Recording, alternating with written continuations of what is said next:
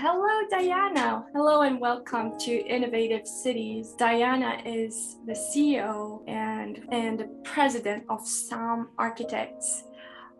She has been an advocate, or she is an advocate for women's leadership and equitable practice. She has shared Saam strategies in numerous presentations and interviews, including Equity by Design and the AIA Women's Leadership Summit.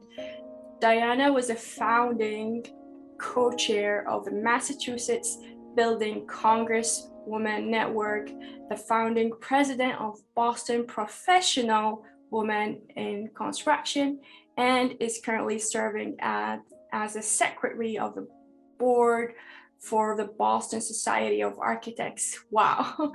Diana also has over 20 years of experience. She has practiced architecture in both the US and Italy and throughout the continental US and Europe. Her portfolio includes high-profile, large-scale institutional projects in higher education, healthcare, cultural arts, and K through 12 education sectors.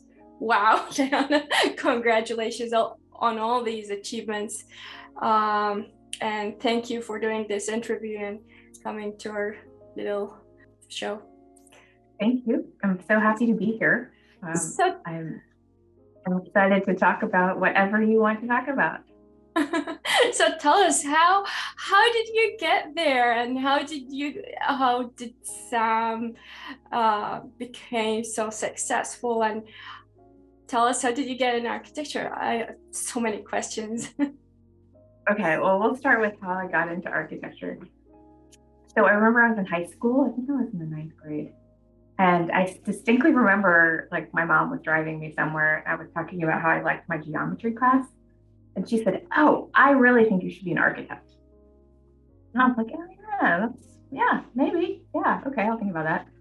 And then when I went to Tufts in the liberal arts part of the campus, and decided to major in art history because they had an architectural historian there who would really let you take architectural history classes to satisfy all the art history requirements. So I sort of started exploring it right when I started college. And I did the Harvard summer program, the career discovery program. And I thought it was fun. My instructor, who was a GSD student at the time, as they usually are, wrote a recommendation afterwards that I should not go into architecture. So that was one of many times when I refused to take no for an answer, and sometimes I do that a little too much.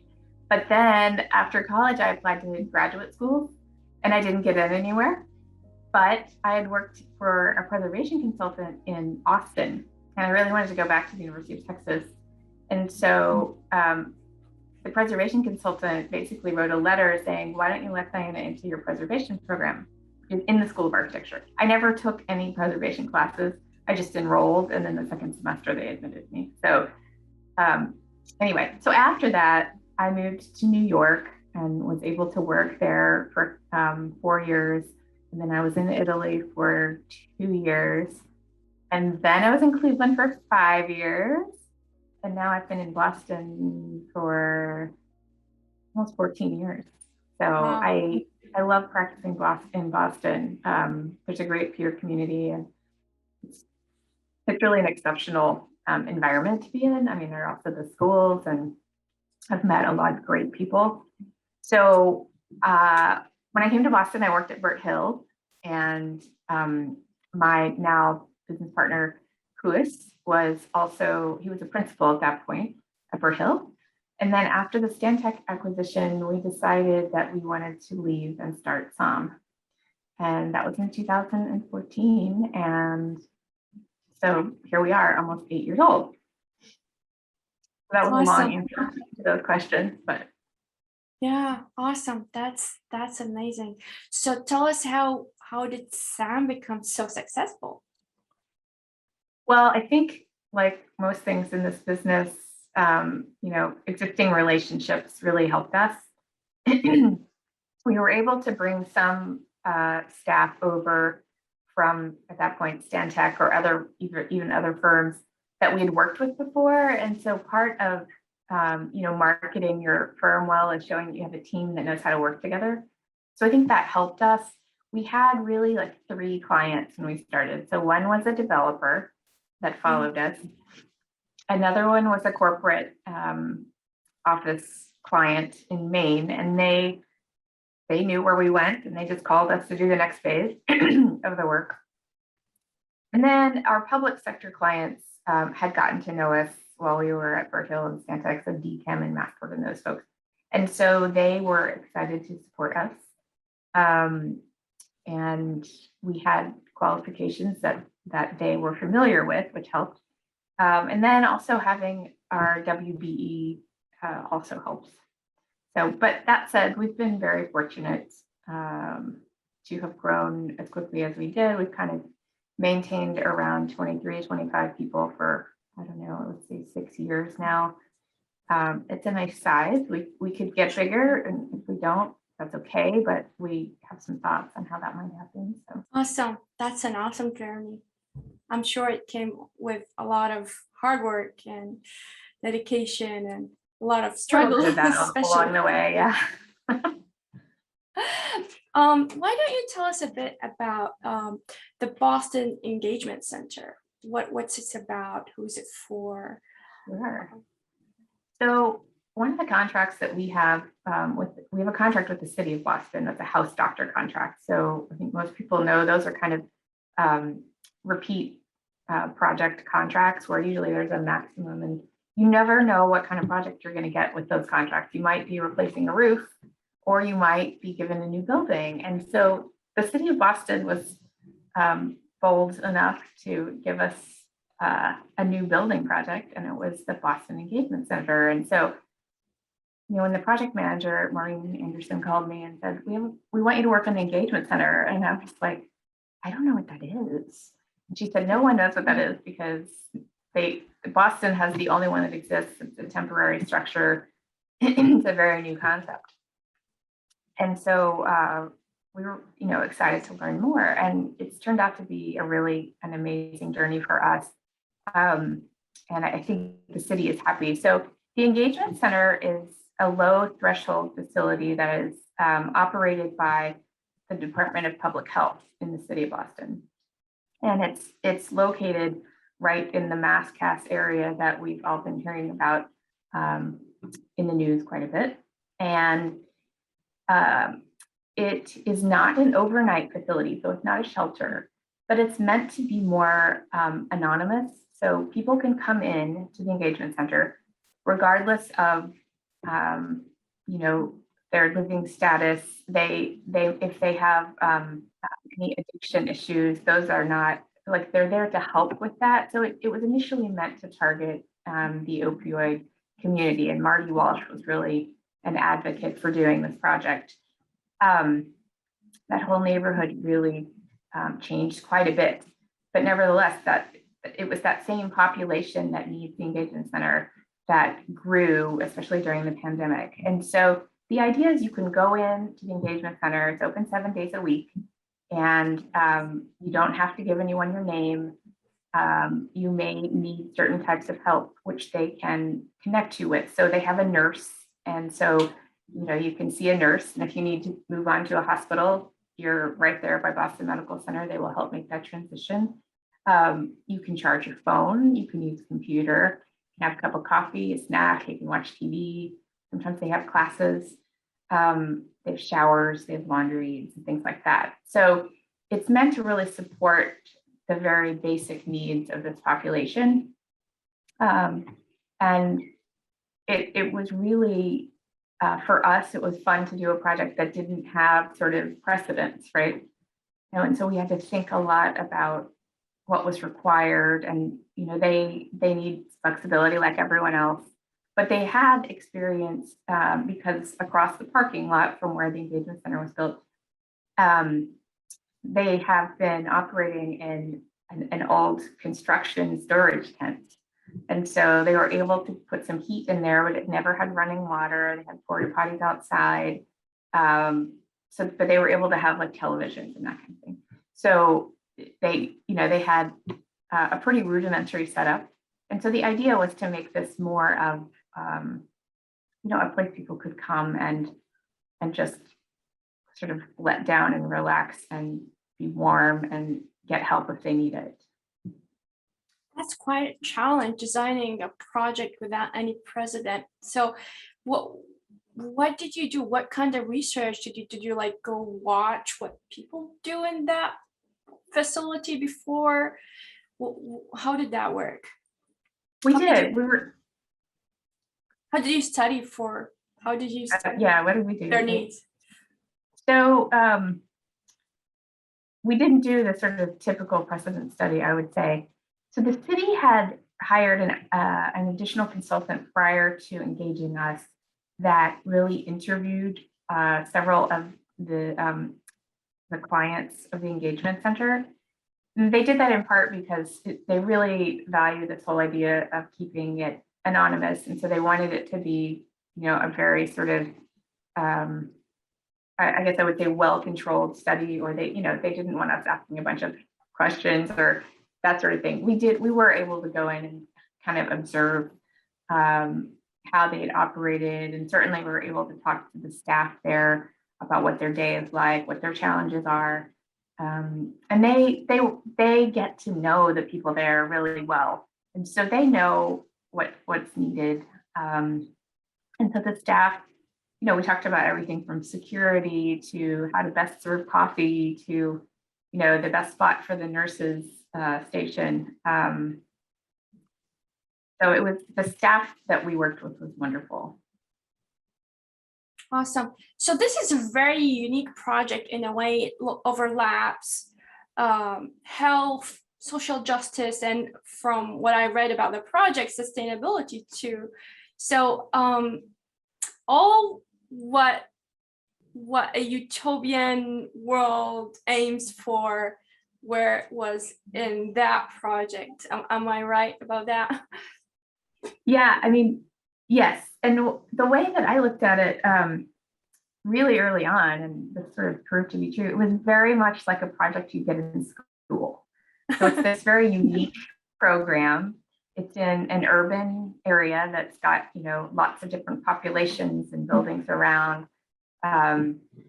It was small. It's only 6,000 square feet. And so it was kind of a manageable budget. And the program itself was simple enough that you could deal with that in a semester, right? And we did work pretty quickly on it because the main space is just kind of a large open space.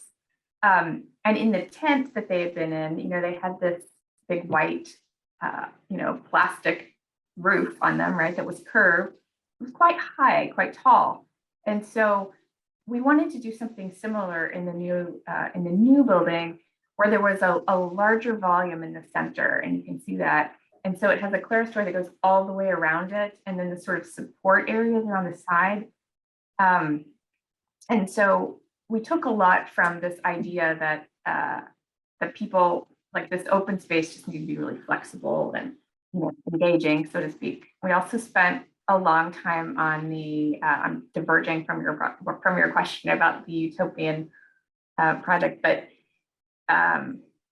anyway, the conditions were very much like a design project, and maybe somebody else will design one in school at some point. That's awesome.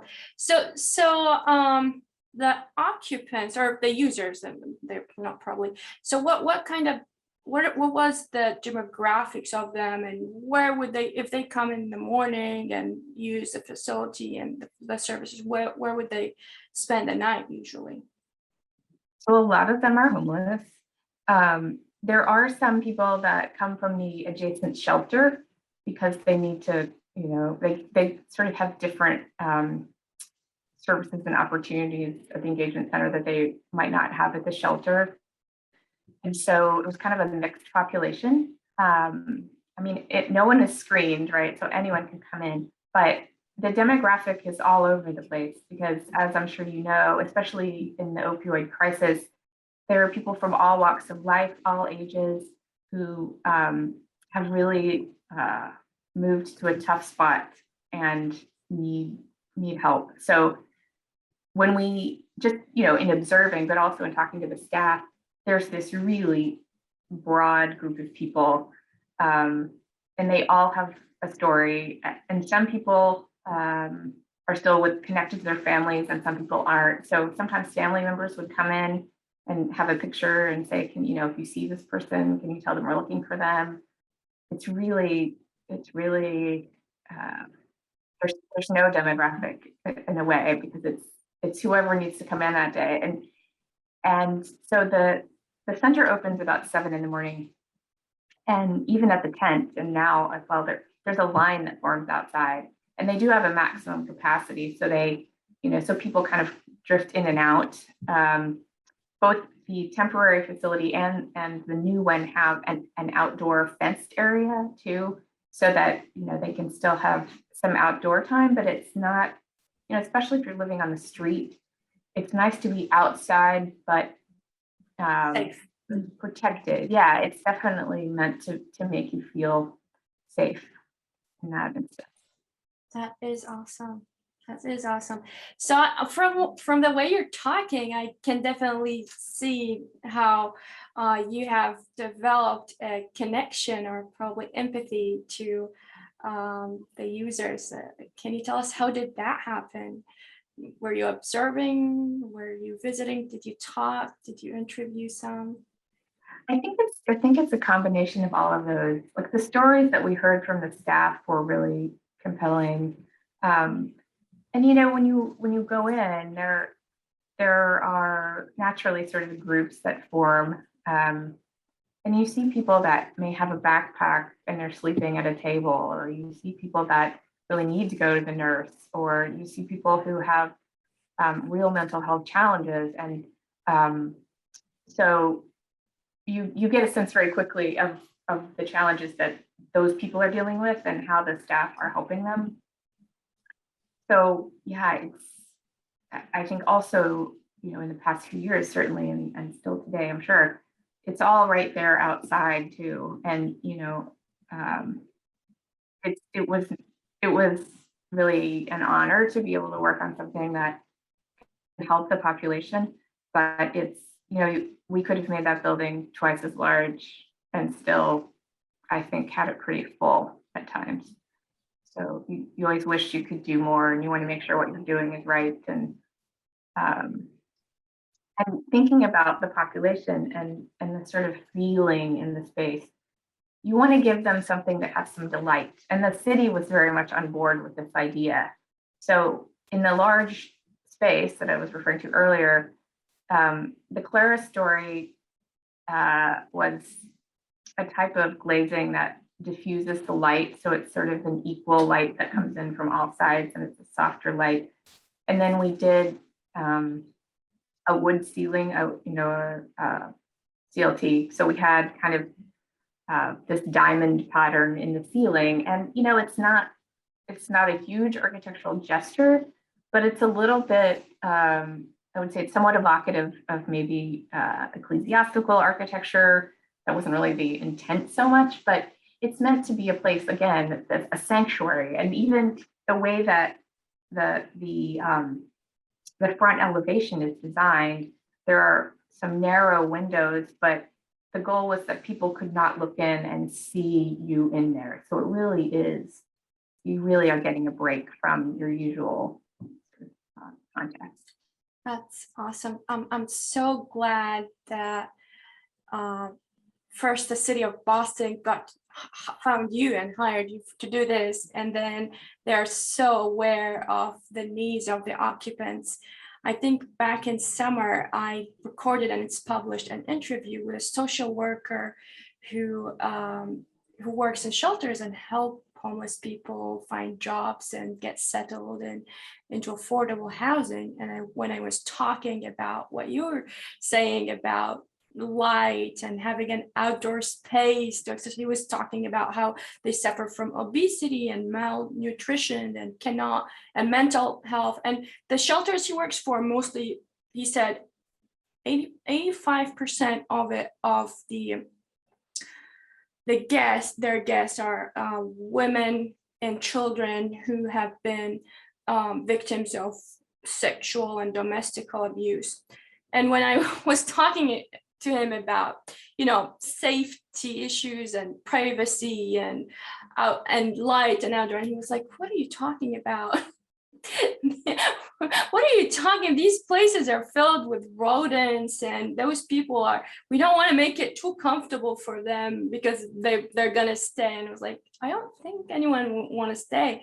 You want to help. You want to help their mental health, and you just said that they don't have the confidence and the proper mentality to go and find a job because of the circumstances or the environment they're living in. So a bit of gestures like the ones we're talking about, light and air and outdoor and safety and protect, they just need to feel like they are been taken care of. And that's it takes the owner or the city and a great architect like you and the other architects at Saam. And just kind of to add to what you're saying, there is like a balance of how you design it. We wanted it to be something that wouldn't have a huge maintenance requirement for the city, but we wanted durable materials so it'll last. We also, there's also part of the programming that I particularly loved, which was that we were asked to look at how the facility could be used in the future with the hope that we won't have these issues. And I think that's a fabulous way to approach designing any building. Like you want it to be flexible. But I just loved the fact that everyone was saying, we want to be able to help these people, and then they won't, eventually this type of facility might not be needed. So we looked at different ways. I mean, you could use it as a community center, you could use it as like a sports facility, like all of these different options, for what the city what kind of services they could deliver there. So it was nice. But that's a great point. The other thing that was really exciting, and we didn't really know until the end how this was going to be implemented, but the city commissioned 2 different artists, and I don't have their names in front of me, I apologize, to do murals on the interior and exterior. And that has really enlivened everything as well, because we designed it on the interior to be, like I said, pretty basic in terms of, we didn't have a lot of garish colors or anything. And so I really feel like the art has, it's about the right touch on the building. And that's also really satisfying to see that we designed something that could accept that, and that the artists also recognized, the opportunities and how to work with the building really well in a way that I think just adds to the whole environment. That's really amazing. That's awesome. How was the budget? Did the owner care a lot about the budget? Did they have a designated budget? How did you meet their budget requirements? So, having not built a lot of engagement centers, there wasn't, a very, very, very specific budget, but there was a range. And we, with all these public projects, you do a study and schematic design, and then it's estimated. And so that's kind of, your first pass, right? And so that even within your study, you might have 3 different options that have 3 different prices. And so you have kind of that idea when you start into design development.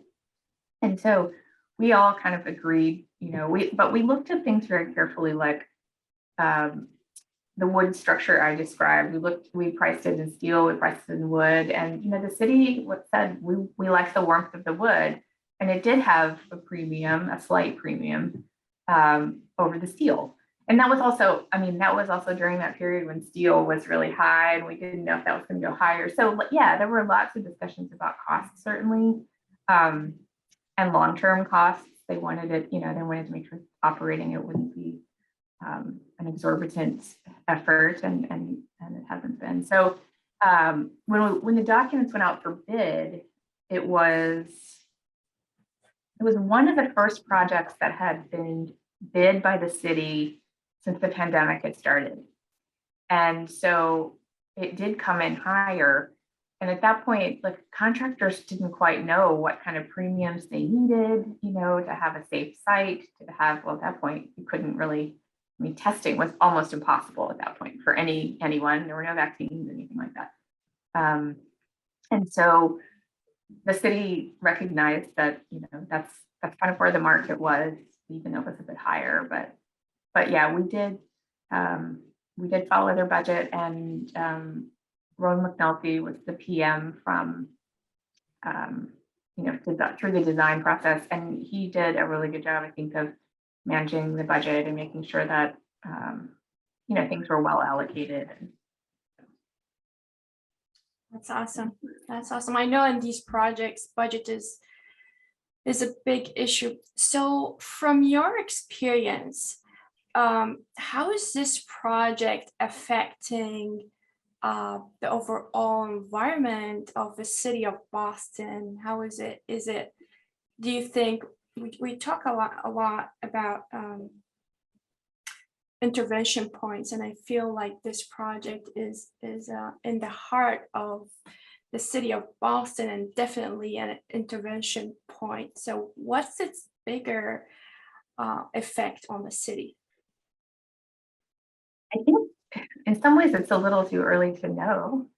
And, as I mentioned, there's been a very dense population right there for the last couple of years that is now moving, so hopefully some of that population will be well accommodated in the housing that the city is providing. I am sure that the engagement center is still going to be a very important outreach facility for the city for some time. It's the other aspect is just thinking about its impact on the city. So I mentioned there's a shelter on one side of it. The other side is the sheriff's office. And so, sometimes that creates some tension, and or people, I should say, some of the visitors, the engagement center might have concerns about being sort of right there at the sheriff's doorstep. And so the design of the entrance, sort of which way it faced and what it looked like and how welcoming it felt, was a really interesting discussion. We talked about a lot of different options, and the entry vestibule is kind of this odd geometry really on the front of the building. But I mean, if you're trying to get people in the door, literally, you need to create something that does kind of bring them in. So there's some space there, but so there is definitely some thought about the urban environment and how its role in that environment needs to be presented architecturally. So, but you should ask us in 2 years how it has helped the city or how it has been received, I guess. Okay, so yeah, sure. I think we'll touch on that again in 2 years. Tell us a bit more about the collaboration between you, City of Boston, and Boston Public Health Commission. What was their role into making this successful project? So it was a really great collaboration. We enjoyed it a lot.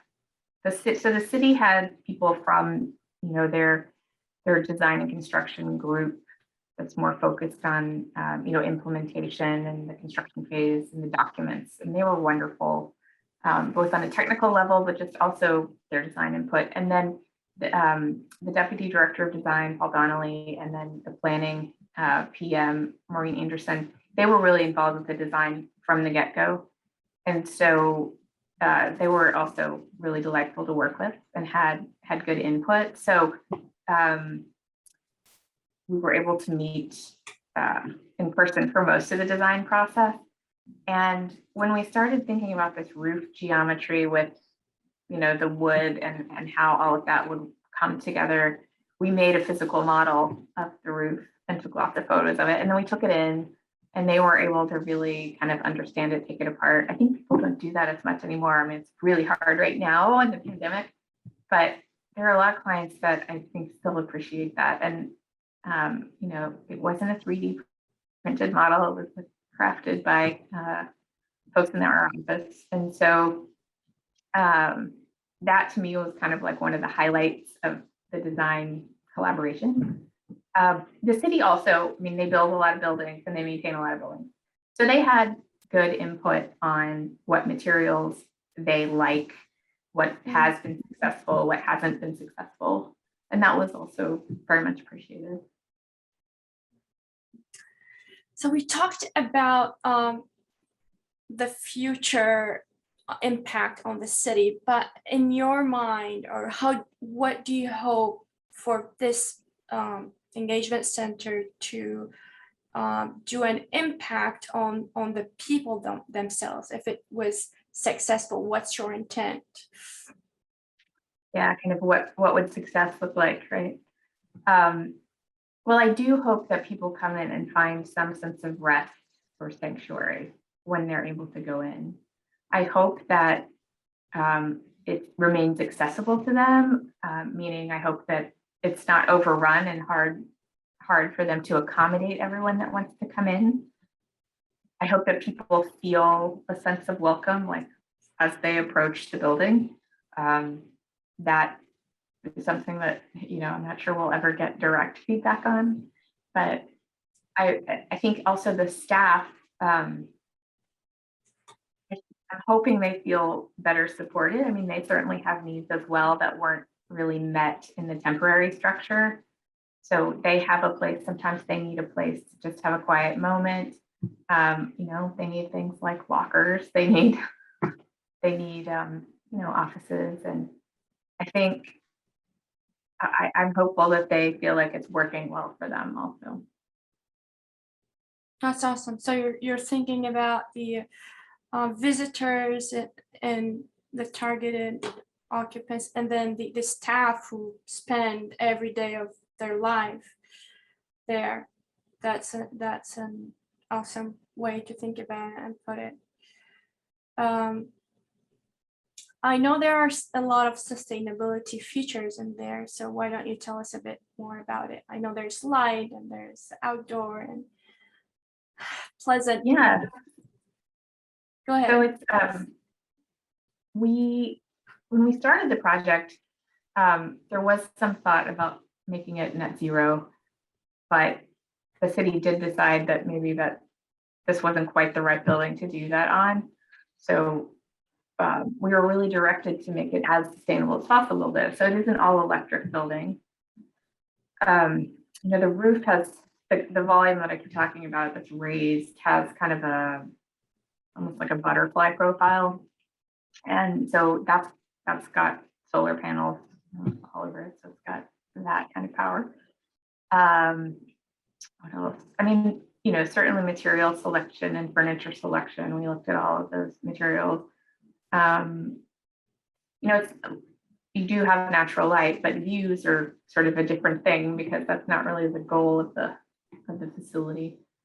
Those were most of them. I mean, in hindsight, not even in hindsight, at the time, we were aware of the fact that because they wanted the entry located in a certain part on the site, we really couldn't orient the building in a way that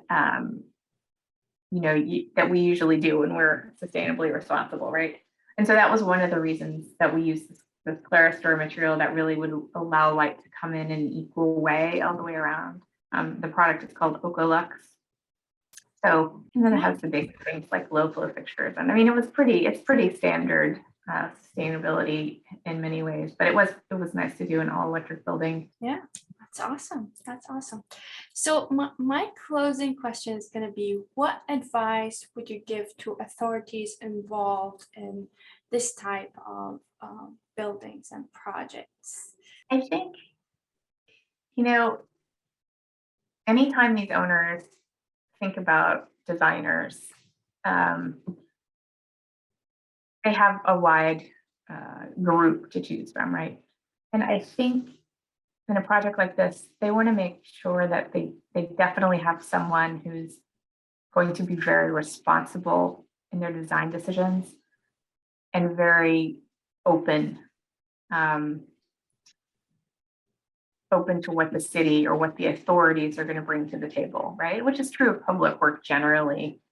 But I think in this case, having not been able to sort of meet with user groups, you have a transient population that changes every day. You know, you as a designer really rely on a lot more input from the owner, specifically the Department of Public Health, right? To understand their experiences. So I think, again, it's this sort of open-minded design approach. They need to find people that are excited about that. Some designers would be, and some, you know, there are some designers who feel like it's just their job to design and it's the client's job to just take whatever they get, you know. So this is not one of those projects. Yeah. I have empathy for both the staff and the end users, and that's an awesome advice. One more piece of advice, I don't know if advice so much, is that you know, the city took some risks in this project, which I very much appreciated. You know, that they hired us, you know, for a relatively new firm and gave us a new building. And they, you know, we had this kind of different approach to what the ceiling and this big space would be. And they also, they took some risk in that too, in that it's unexpected, right? And so I think, you know, they have to weigh responsibility and the ability to take risk, or be bold or open-minded, you know, those types of things. And so I would encourage clients to do that. We felt like the city of Boston definitely did. So. Awesome. So be bold, take risk, and find a responsible and probably a firm who their architects have empathy and a great mission, as Saam, who has been always promoting equity, whether it's in the realm of their microclimate, their little firm, and probably now you're affecting the whole urban fabric of the city of Boston. Well, anything else you want to add before we close? Oh, it's great to talk to you. I'm excited about the work that you're doing. Thank you. Yeah, I look forward to seeing how your discussions with other people evolve. Thank you so much, and thank you to our viewers for listening in and watching our videos and show. And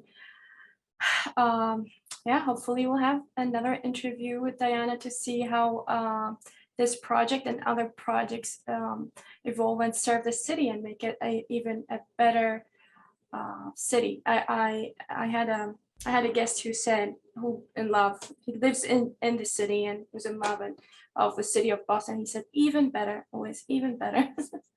Well, thank you. Goodbye to our viewers, and thank you so much, Diana Nicklaus. Thank you.